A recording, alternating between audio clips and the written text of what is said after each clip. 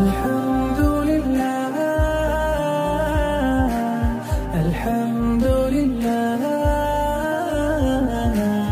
ওয়া শুকরু লিল্লাহ। এবার আমি নামাজ শুরু করব, আসল আলোচনায় ঢুকতেছি। আমি আরিফ বিন হাবিব কিভাবে নামাজ পড়ি এটাই কই আমি।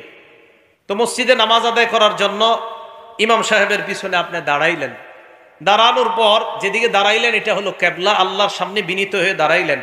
কেবলার দিকে দাঁড়াবেন, দলিল সূরা বাকারা আয়াত নাম্বার 144 নাম্বার আয়াত। আল্লাহ বলেন ফাওয়াল্লি ওয়াজহাকা শাতরাল মাসজিদিল হারাম।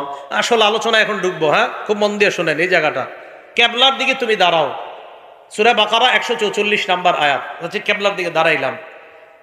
কেবলার দিকে দাঁড়াবেন কিভাবে? বিনীতভাবে, একনিষ্ঠভাবে দাঁড়াবেন। দলিল সূরা বাকারা আয়াত নাম্বার 125 নাম্বার আয়াত। এই আয়াত আল্লাহ বলেন হাফিজু আলাস সালাওয়াতি ওয়াস সালাতিল উসতা, পাঁচ ওয়াক্ত নামাজের প্রতি যত্নবান হও।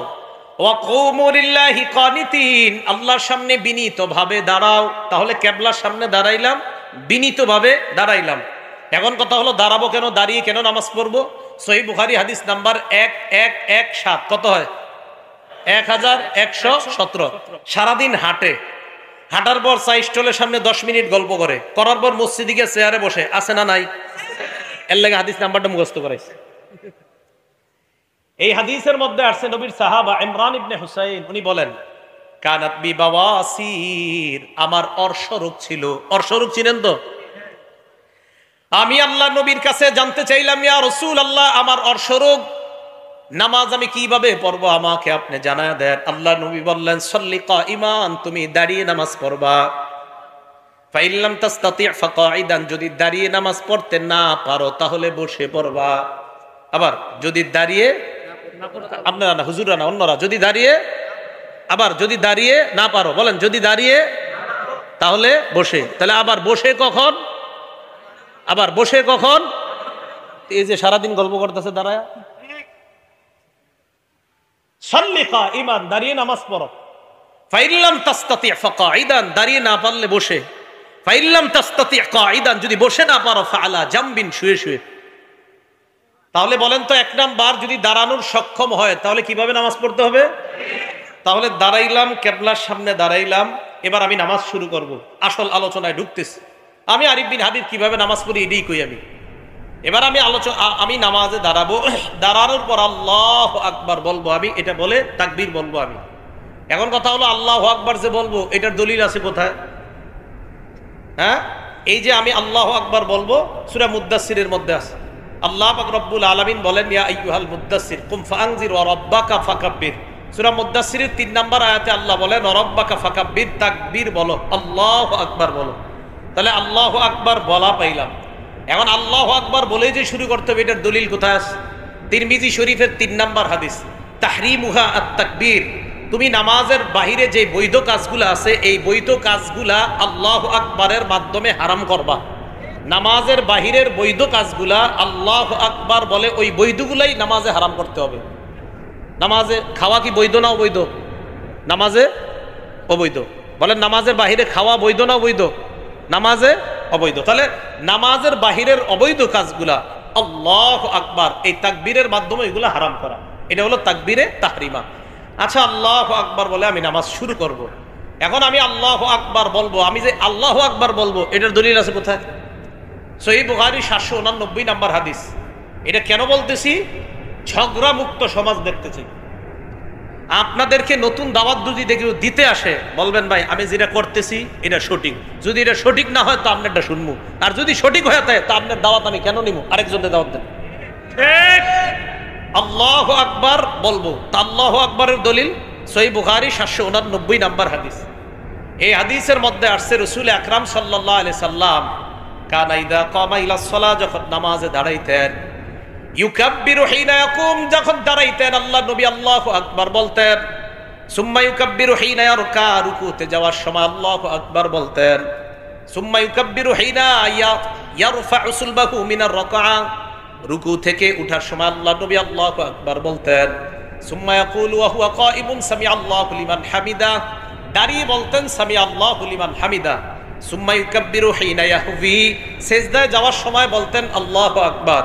সুম্মা ইউকাব্বিরু হিনা ইয়াসজুদ, দ্বিতীয় সেজদার সময় বলতেন আল্লাহু আকবার, সুম্মা ইউকাব্বিরু হিনা ইয়াকুমু মিনাস সিনতাইন। 2 রাকাত নামাজ পড়ার পর বৈশা যদি তৃতীয় রাকাত হয় অথবা 4 রাকাতওয়ালা নামাজ হয়, ওঠার সময় আবার আল্লাহু আকবার বলতেন।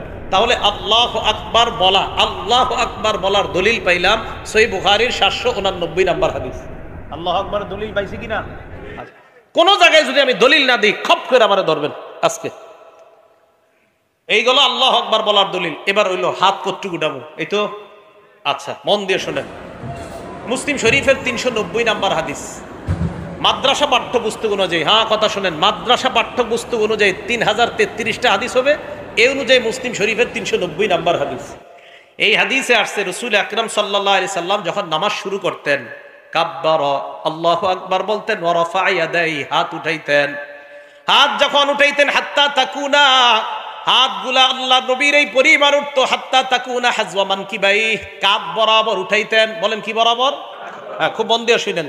তাহলে মুসলিম শরীফের 390 নাম্বার হাদিসে পাইলাম কি বরাবর? কাঁধ। বলেন সবাই কি বরাবর? আমি চিন্তা করলাম, আচ্ছা কাঁধ বরাবর পাইলাম, আর আপনারা টেনশনে পড়ে আছেন, হুজুর আমরা তো কান বরাবর উঠাই, ঠিক না? আলোচনা পুরা শুনবেন।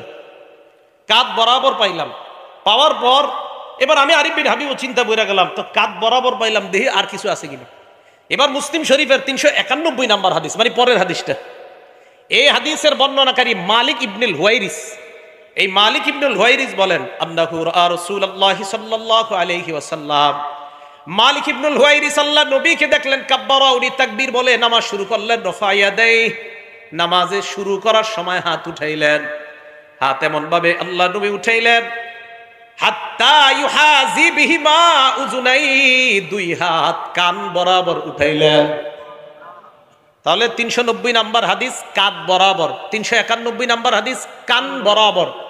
বলেন আবার, 390 নাম্বার হাদিস কাঁধ, আর 391 নাম্বার হাদিস কান বরাবর। তাহলে 390 নাম্বার হাদিস মুসলিম শরীফের কাঁধ বরাবর, 391 নাম্বার হাদিস কান বরাবর। এখন কানের লতি নামে কোনো শব্দ শুনছেন নি? কানের লতি আমরা কিন্তু ছোটবেলা থেকে শিখছি, কানের লতি বরাবর। টেনশনে পড়ে গেলেন আপনারা, হুজুর লতির কথা কই পাইছেন? এই প্রশ্ন করেও লতির কথা এই 391 নাম্বার হাদিসের শেষে আছে মুসলিম শরীফে। হ্যাঁ, এই হাদিসের শেষে আছে। বর্ণনাকারী কতাদা। এই কতাদা রাদিয়াল্লাহু তাআলা আনহুর বর্ণনা, আন্নাহু রাআ রাসূলুল্লাহি সাল্লাল্লাহু আলাইহি ওয়াসাল্লাম কাব্বারা, আল্লাহ নবী তাকবীর বললেন, রফা ইয়াদাই, নবী হাত উঠাইলেন, হাত্তা ইউহাদি বিহিমা ফুরুআ উযুনাই, আল্লাহ নবী 2 হাত কানের লতি বরাবর উঠাইছে। মুসলিম শরীফের 390 নাম্বার হাদিস কাঁধ বরাবর। বলেন কাঁধ কি বরাবর? কাঁধ।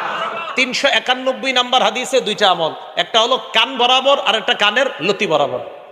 এখন আসেন, হুজুর কাঁধ পাইলাম, কান পাইলাম, লতি পাইলাম, আপনারা আবার বক্তব্যে শিখান যে 2 হাতের বৃদ্ধাঙ্গুলি লতি বরাবর থাকা, এটা কই পাইছেন? তহাবি শরীফ 1 নম্বর খন্ড 144 নম্বর পৃষ্ঠা। এই পৃষ্ঠায় আছে, রাসূল আকরাম সাল্লাল্লাহু আলাইহি সাল্লাম যখন তাকবীর বলে নামাজ শুরু করতেন, হাত উঠাইতেন।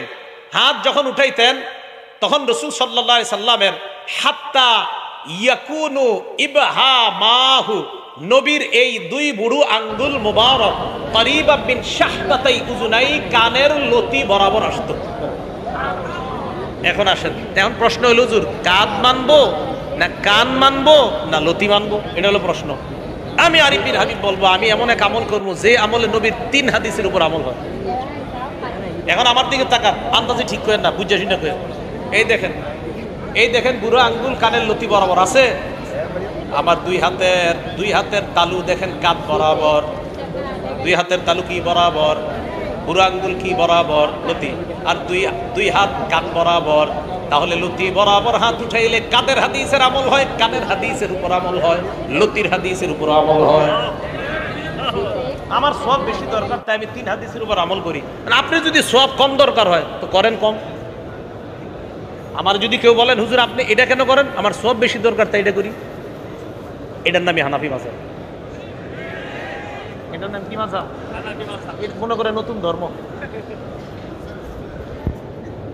তাহলে হাত উঠাইলাম, রয়ে গেল, এবার হাত বাঁধবেন কই হুজুর? ঠিকই তো। এই ব্যাপারে 3টা হাদিস শোনেন। 1, তিরমিজি শরীফের 252 নাম্বার হাদিস। এই হাদিসের মধ্যে আসছে, কানান নবী সাল্লাল্লাহু আলাইহি ওয়াসাল্লাম ইয়াউম্মুনা, নবী আমাদের ইমামতি করতেন, ইয়াখুযু শিমালাহু বিয়ামিনিহি, আল্লাহর নবী বাম হাতকে ডান হাত দিয়ে ধরতেন। কোথায় ধরতেন? নাই। ডান হাত দিয়ে বাম হাত ধরতেন, এটা আছে। কোথায় ধরতেন? এটা নাই। আবার বলছি, ডান হাত দিয়ে বাম হাত ধরতেন, কোথায় ধরতেন? এটা নাই। তাহলে হাদিস একটা পাইলাম, তিরমিজি শরীফের 252 নাম্বার, ডান হাত দিয়ে বাম হাত ধরতেন। এবার বুখারী শরীফের 740 নাম্বার হাদিস শুনেন। এই হাদিসে আসছে কানান নবী কানান নাস ইউবারুনা আইয়াদআর রাজুলুল ইয়াদাল ইউমনা আলা জিরাইহিল ইউসরা। সাহাবাদেরকে আদেশ করা হতো সাহাবারা যেন ডান হাত দিয়ে বাম হাতের বাহু ধরে। বলেন ডান হাত বাম হাতের বাহুতে রাখবে। বলেন ডান হাত বাম হাতের। প্রথমে পাইলাম ডান হাত দিয়ে বাম হাত ধরা, বুখারীর হাদিসে পাইলাম ডান হাত বাম হাতের বাহুতে রাখা। এখন আপনাকে প্রশ্ন, হুজুর আমরা তো কবজি ধরি, এই তো, আর আমরা কবজি ধরি না? তাহলে আবার আগের কথা, এমন এক হাদিসের উপর আমল করবো যে হাদিসে বাহুও আসে, কবজিও আসে, তালুও আসে, যে আমল করলে নবীর 3 হাদিসের উপর আমল হয়, এমন কোন হাদিস পাই কিনা দেখি। আবু দাউদ শরীফের 727 নম্বর হাদিস, হাদিস যা বলছি সব সহিহ হাদিস। আবু দাউদ শরীফের 727 নম্বর হাদিস। এই হাদিসে আসছে রাসূল আকরাম সাল্লাল্লাহু আলাইহি সাল্লাম ওয়াদা ইয়াদাহুল ইউমনা আলা যহরি কাফিহিল ইউসরা ওয়ার রুসদি ওয়াস সাইদি।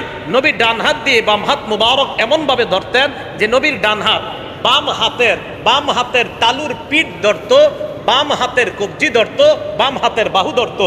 ওই আগের তিরমিজির হাদিসে আছেন 255 নম্বর হাদিসে আছে হাত ধরতেন, বুখারীর 740-এ আছে বাহু ধরতেন, আর আবু দাউদের 727 নম্বর হাদিসে পাইলাম বাহুও পাইলাম, কবজিও পাইলাম, হাতের এই তালুর পিঠও পাইলাম। তো এই হাদিসের উপর আমল করলে বুখারীর হাদিস অনুযায়ী বাহুর উপর আমল হয়, তিরমিজির হাদিস অনুযায়ী হাত ধরার আমল হয়, আবু দাউদের হাদিস অনুযায়ী কবজি, হাতের তালুর পিঠ এবং বাহু সবগুলোর উপর আমল হয়। ভাই আমি এই জন্য এটা পালন করি। আমি কখনো কাউকে আঘাত করে কথা বলা পছন্দ করি না আমি, কিন্তু আমাকে যদি বলেন কেন, আমি বলবো এই কারণে আমি 3 সুন্নাহ পালন করে বেশি সওয়াব চাই।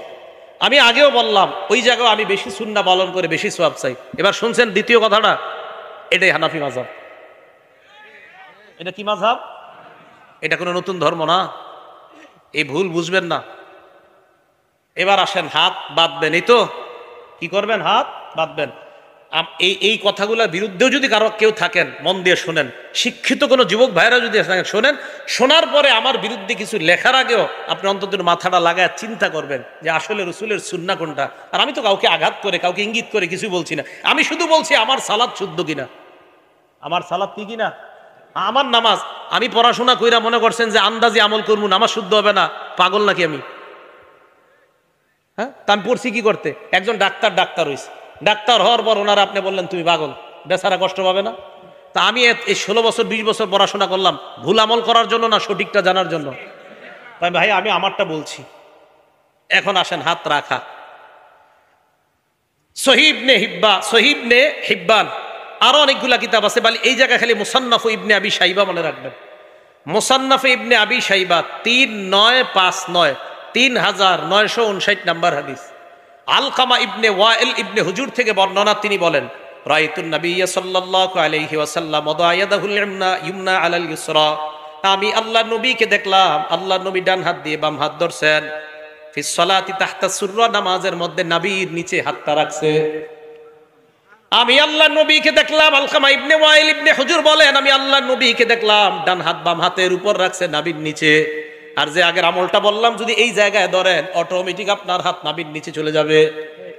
আল্লাহর নবীকে দেখলাম আমি নাভির নিচে রাখছে। এটা হলো মুসান্নাফ ইবনে আবি শাইবার 3959 নম্বর হাদিসের বর্ণনা, সনদ সহিহ। 3960 নম্বর হাদিস যে বর্ণনা, ওইটারও সনদ সহিহ। ওই বর্ণনার মধ্যে এক তাবির বর্ণনা আছে সনদ সহিহ। উনিও বলছেন যে রাসূল আকরাম সাল্লাল্লাহু আলাইহি সাল্লামের নামাজের পদ্ধতি এটাই যে ডান হাতকে বাম হাতের উপরে রাখা। শুধু তাই না, ইমাম বুখারী রহমতুল্লাহি আলাইহির উস্তাদ ইসহাক ইবনে রাহওয়াই রহমতুল্লাহি আলাইহি বলেন নাভির নিচে হাত রাখা এটা আল্লাহর নিকটে হওয়ার বেশি উপায়। কার উস্তাদ? কইতে শরম করে, কার উস্তাদ? জি, মানে এটা চিন্তা করে পড়ে গেছেন আপনি, ইন্না হুজুর ইমাম বুখারীর উস্তাদ নাভির নিচের কথা কইছে, টেনশনে পড়ে গেছেন। ইমাম বুখারী রহমতুল্লাহ আলাইহির উস্তাদ ইসহাক ইবনে রাহওয়াই উনি বলেন নাভি তাহতা সুররা, নাভির নিচে হাত রাখাটা আকরাবু ইলাল্লাহ, এটা আল্লাহর কাছে অধিক পৌঁছার এবং আল্লাহর আনুগত্য বেশি প্রকাশ পায় নাভির নিচে হাত রাখলে। আমি কিন্তু বলছি না অন্যগুলা ভুল, এটাও একবারও বলি নাই। আমি বলছি আমি কেন এইভাবে নামাজ পড়ি।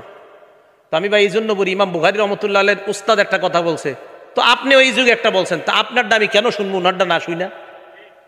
না যদি বলেন না হুজুর আমারটাই শুনতে হবে, ওনারটা শুনেন না, তখন আমি কমো আচ্ছা তো কি করা, ঠিক আছে আপনারটাই হুনিয়া আইন, কি করবেন কন। এই তো ইমাম বুখারী রহমতুল্লাহ আলাইহির উস্তাদের কথা তুই আপনারটা শুনবো না। আমি আবারও বলছি, আমি এইভাবে কেন নামাজ পড়ি, শুধু এগুলা বলছি। এবার আসেন, হাত রাখলাম, রাখার পর এবার সালাত শুরু হয়ে গেল। তো মোটামুটি যেতটুকু নিয়ে আপনাদেরকে নতুনভাবে কিছু শিখাইতে চাই এতটুকু কিন্তু হয়ে গেছে।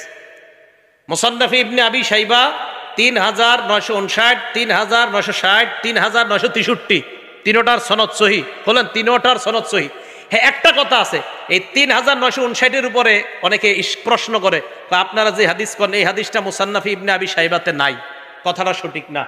কিছু পাণ্ডুলিপিতে নাই, এটা সঠিক, কিছু পাণ্ডুলিপিতে আছে। এখন যদি বলেন হুজুর কিছু পাণ্ডুলিপিতে কেন নাই, আমি বলবো তিরমিজি শরীফেরও অনেক হাদিস এই পাণ্ডুলিপিতে আছে, তো আরেকটা নাই, সেখানে কেন নাই? তিরমিজি শরীফের পাণ্ডুলিপির 3 জন বর্ণনাকারী বলি, একজন আব্দুর রহমান মুবারক পুরী, ওনার একটা পাণ্ডুলিপি আছে। শুআইব আল আরনাউত, ওনার একটা পাণ্ডুলিপি আছে। আহমদ শাকের, ওনার একটা পাণ্ডুলিপি আছে। 3 পাণ্ডুলিপি খোলেন, দেখবেন একটাতে কিছু হাদিস আছে, আরেকটাতে কিছু নাই। যদি বলেন একটাতে কিছু থাকা আরেকটাতে কিছু নাই, এটা মানি না, তো তিরমিজিও তো মানবেন না, এটা তো 6 কিতাবের এক কিতাব। তাহলে এই অভিযোগ সঠিক না। সহিহ হাদিস যেখানেই পাবো সেখান থেকে নিব, এটা যেই কিতাবই থাক। সহিহ হাদিস যেখানে পাবো সেখান থেকে নিব, এটা যে কিতাবে থাক।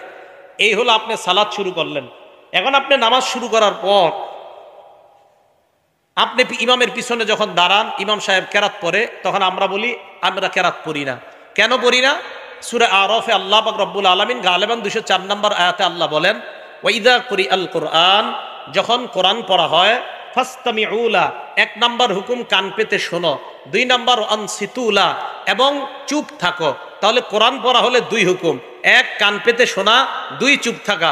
আমি আবার বলছি, কোরআন যখন পড়া হয় তখন আল্লাহর হুকুম 2টা, 1 কান পেতে শোনা, 2 চুপ থাকা। এই আয়াতের ব্যাপারে প্রায় সকল মুফাসসিরিনে কেরাম এবং মুহাদ্দিসিনে কেরাম, শুধু তাই না, তাফসিরে তবারির যে মুফাসসির, তাফসিরে তবারি কেন বললাম, একটা কারণ আছে, কারণ তাফসিরে তবারিটা আমাদের দেশের এক শ্রেণীর মানে যে শ্রেণীর হোক তারা ফলো করে।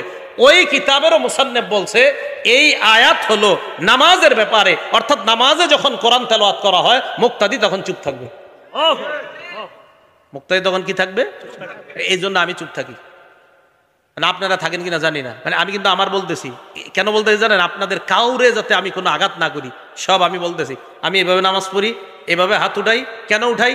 আমার বেশি সওয়াব দরকার, তাই কিয়ামতের মাঠে ঠিক আছে একটা সওয়াবের জন্য, তো ওই দিন যেন আল্লাহ না ঠেকায়, তা আমার সওয়াব বেশি দরকার ভাই, আমি এই কারণে করি। আমি ঝগড়ামুক্ত থাকতে চাই, এই জন্য আমি ঝগড়া করতে চাই না। বলতে পারেন কেন? কারণ নবীজি বলছে, আনা জাইমুন বিবাইতিন ফি রাবজিল জান্নাহ লিমান তারাকাল মিরাআ, যে ব্যক্তি ঝগড়া করা ছেড়ে দেয়, আমি নবী জান্নাতের মাঝখানে তার একটা ঘরের দায়িত্ব নিয়ে নিলাম। ঝগড়া করতে চাই না। আমার যদি কেউ বলেন হুজুর আহেন, পারলে আমার সাথে বসেন, আমি বলবো বসাবসির দরকার নাই। আমি এইভাবে নামাজ পড়ি এই হাদিসের কারণে, এইভাবে হাত উঠাই ওই হাদিসের কারণে, এইভাবে হাত বাঁধি এই হাদিসের কারণে। আমি এইভাবে আমল করলে দেখি 3 সুন্নাহ পালন করা হয়, আমি এইভাবে হাত বাঁধলে দেখি 3 সুন্নাহ পালন করা হয়, আমি ওইভাবে হাতটা উঠাইলে দেখি 3 সুন্নাহ পালন করা হয়। সুন্নত 3টা পালন করলে 3 সুন্নতের সওয়াব হয়। এই জন্য আমার সওয়াব বেশি দরকার, তাই করি। আপনি ঝগড়া করলে অন্য জায়গায় যান, আমার সাথে না। কেন? আমি ঝগড়া পারি না, একদম সত্যি কথা। আবার যদি কোন হুজুর বহস করেন আসেন, আমি বহসে জিরো, একদম কোনো মোটেই যোগ্যতা নাই আমার। আপনাদের সাধারণ কারো সাথে পারবো না, আর তো আলেম দূরের কথা। আল্লাহ আমাদের সকলকে ফিতনা থেকে বেঁচে থাকার তৌফিক দান করেন।